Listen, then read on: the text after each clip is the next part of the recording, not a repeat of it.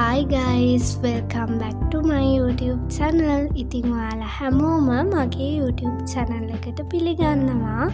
ඔයාලා හැමෝම සතුටින් පරිස්සමින් ඉන්නවා ඇති කියලා මම හිතනවා.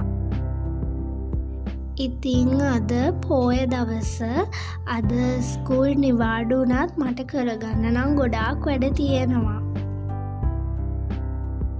ඉතින් අලුතෙන් ලැන්ග්වේජ් එකක් ඉගෙන ගන්නවා කියලා කියන්නේ ටිකක් විතර මහන්සි වෙන්න ඕනේ. මං ඔයාලට කලින් vlog එකකත් කිව්වනේ මම grade 10 වලදී bucket subject එකක් විදිහට Japanese language එක තෝරගන්නවා කියලා. ඉතින් මේ language එක subject එකක් විදිහට නෙමෙයි language එකක් විදිහට දිගටම ඉගෙන ගන්න මට ආස හිතෙලයි තියෙන්නේ. ඒකට ගොඩක් හේතු තියෙනවා. මම මේ ලැන්ග්වේජ් එකට ආසයි වගේම මම මේ සබ්ජෙක්ට් එක උගන්වන ටීචර්ටත් ගොඩක් ආසයි. හරිම නිර්වුල්ව පැහැදිලිව ඒ ටීචර් ඇත්තටම හොඳට කියලා දෙනවා. ඉතින් මේ ජපනීස් ලැන්ග්වේජ් එකේ හෝඩි 3ක් තියෙනවා. එක හෝඩියක් නම් රූපාක්ෂර වලින් තමයි යන්නේ. මම දැන් මේ ඉගෙන ගන්න හෝඩියක් චුට්ටක් විතර රූපාක්ෂර වගේ තමයි. හැබැයි ඊට වඩා රූපාක්ෂර තියෙන හෝඩියක් තියෙනවා ජපනීස් ලැන්ග්වේජ් එකේ. මම මේ අකුරු ලියලිය පාඩම් කරනවා. මම මේ අකුරු ලියන තරමට මට ඒ අකුරු මතකෙට යනවා.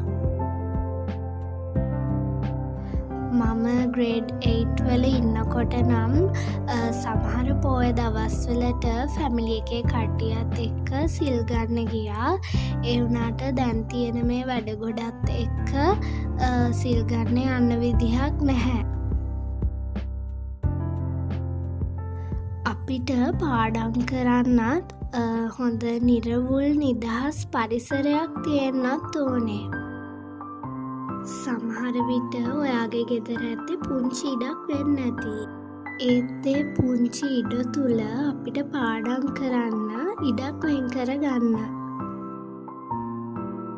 ඔයාගේ ස්ටඩි ටේබල් එක නිතරම පිරිසිදුවට පිළිවෙලට තියාගන්න.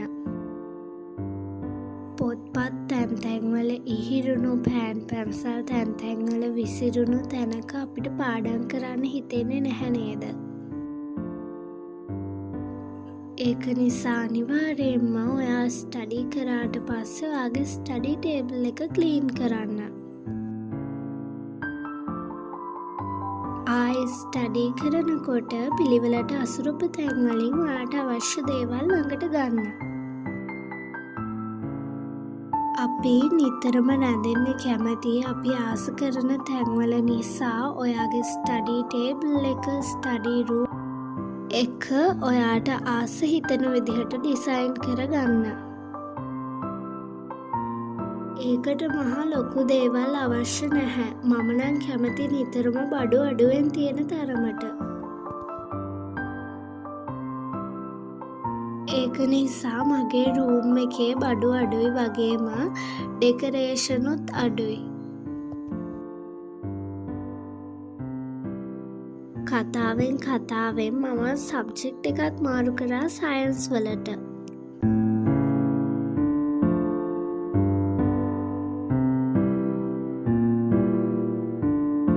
ඉතින් කුරුල් ලෑල්ලට කෑම දාන එකත් අපේ ගෙදර අයගේ පුරුද්දක්. ඉතින් මේකට එන සත්තුන්ව මං දවසක ඔයාලට පෙන්නන්න. පොය දවසේ පන්සලට නෑවිත් බැහැනේ. මේ අපේ ගමේ පන්සල. අපි වැඩත් එක්ක කොච්චර බිසී වුණත් පුංචි කාලේ ඉඳන්ම ආධ්‍යාත්මික නැඹුරුවක් තියෙන එක හරිම වටිනවා. නිවි සැනසිල්ලේ බුදුරජාණන් වහන්සේ වැඳ පුදා ගත්තහම හිතට දැනෙන සැනසීම ඔයාලත් අත්විඳලා ඇති. මේ තරම් ලස්සනට පිළිම නෙලපු මගේ ගමේ පන්සල ගැන මට තියෙන පුදුම ගෞරවයක්.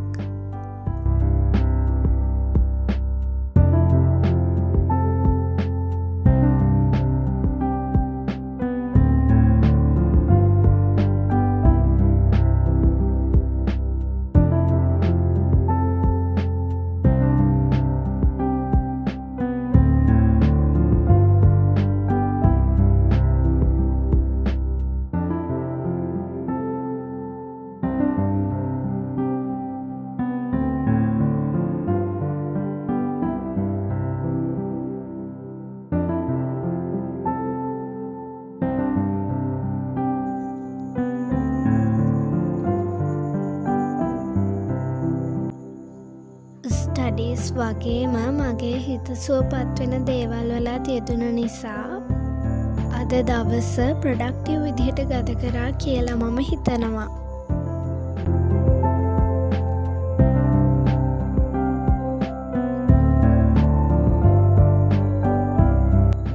එහෙනම් මං අදට ගිහින් එන්නම්. තවත් බ්ලොග් එකකින් ඉක්මනටම හම්බ වෙමු. Thanks for watching.